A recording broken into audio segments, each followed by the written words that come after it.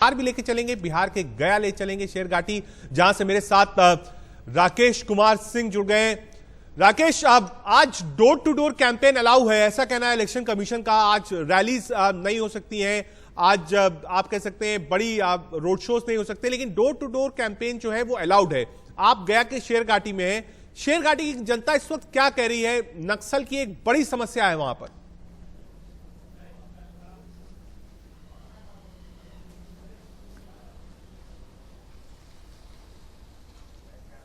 चलो मेरे जूता मत दिखाओ। संपर्क राकेश के पास दोबारा हम चलेंगे, लग रहा है संपर्क में कुछ दिक्कत है। फेस के लिए 71 सीटों पर वोटिंग होनी है। हर व्यक्ति चाहता है कि पहली जो लीड हो वो मिले, क्योंकि जब 3 चरणों में चुनाव होता है तो पहले चरण के बाद जिसको लीड मिलती है वो लास्ट तक लीड रहती है, ऐसा लोग कहते हैं, ऐसा चुनावी पंडित कहते हैं कि अगर पहले फेज में आपको लीड मिल जाती है तो उसका एक असर सेकेंड और थर्ड फेज में होता है। यानी अगर आपको पहले फेज में लीड मिल जाती है तो उसकी हवा सेकेंड और थर्ड फेज तक जाती है। 71 सीटों पर आप कह सकते हैं पहले फेज का चुनाव है। 28 तारीख को वोटिंग होगी। देखना दिलचस्प होगा कि किस तरफ वोट जाता है, क्योंकि बहुत क्लैरिटी नहीं है बिहार चुनाव में। एक कांटे की टक्कर देखी जा सकती है एनडीए और महागठबंधन के बीच में। सोनिया गांधी ने आज संदेश जारी किया है, नीतीश को आड़े हाथों लिया है, कहा है कि युवा और किसान दोनों ही परेशान हैं।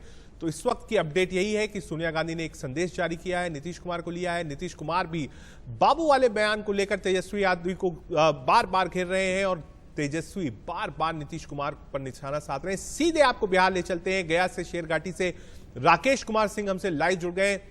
राकेश, आज उन 71 सीटों पर आप कह सकते हैं सिर्फ डोर टू डोर कैंपेन होगा, रैलीज रोड शोज नहीं होगा। आप गया के शेरघाटी में नक्सल की एक बड़ी प्रॉब्लम है इस पूरे एरिया में।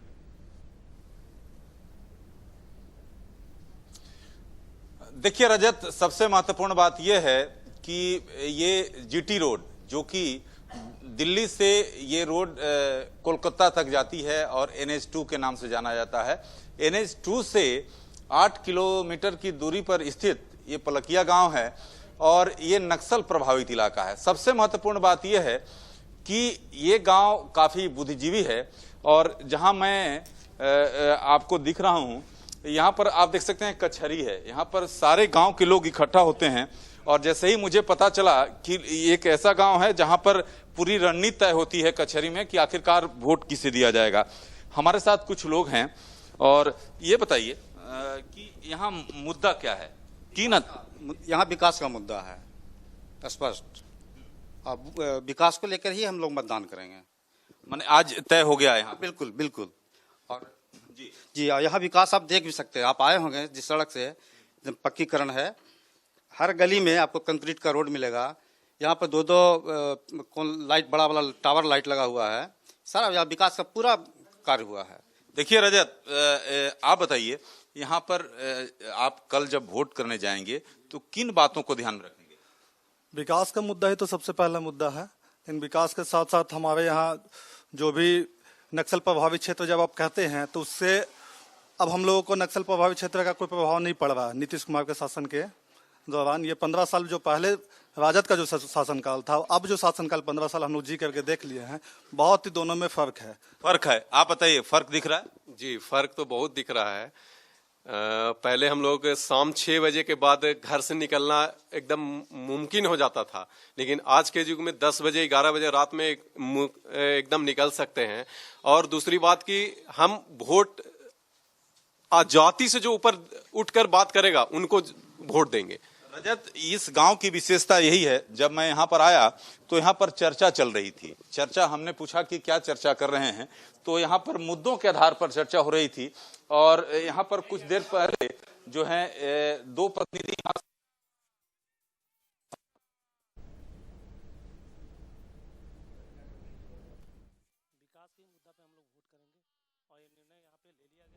और विकास के मुद्दा पे हम लोग वोट करेंगे। देखिए काफी युवा हैं, आप थोड़ी से ये बताइए, बुजुर्ग भी हैं, आप बताइए किन बातों को ध्यान में रखकर अपना मत का प्रयोग करेंगे? विकास से आप बताइए।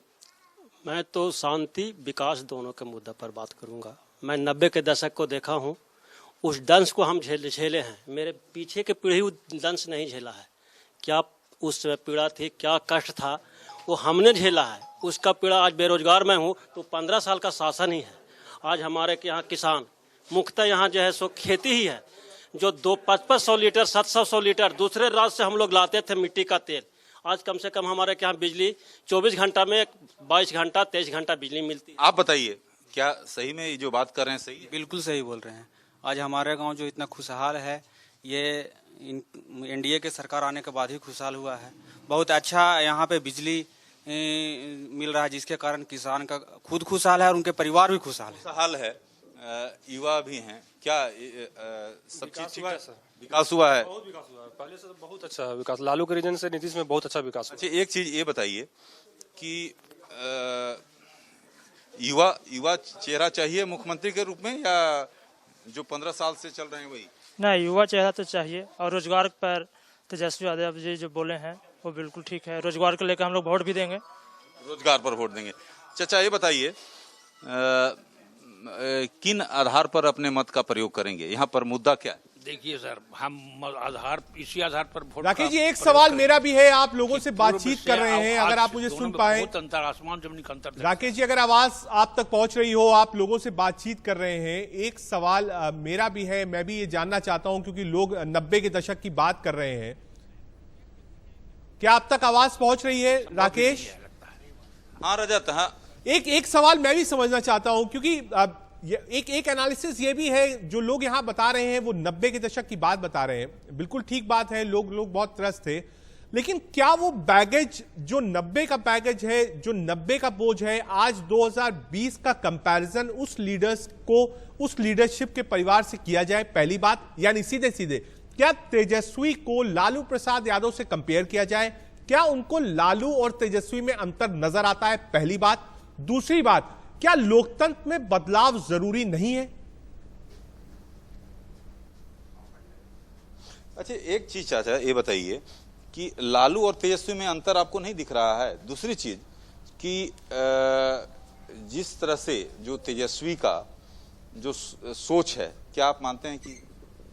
देखिए सर, बेटा तो लालू यादव को है, विचार भी तो उनका उसी तरह का है, समझे कि नहीं?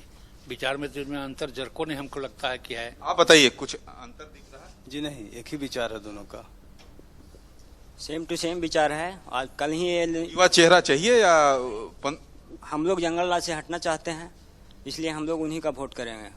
देखिए रजत, कल अगर बात करें, जब बीजेपी के राष्ट्रीय अध्यक्ष जेपी नड्डा जब औरंगाबाद में रैली को संबोधित कर रहे थे, तो उन्होंने सीधे तौर पर जो मोदी सरकार की उपलब्धियां थी उसको उन्होंने गिनाई थी, और रविशंकर प्रसाद ने साफ तौर पे ये कहा था कि जो तेजस्वी की रैली है और उसमें जो झंडे लगे हुए हैं उसमें या जो पोस्टर हैं उसमें लालू प्रसाद और राबड़ी का पोस्टर नहीं लगा हुआ है।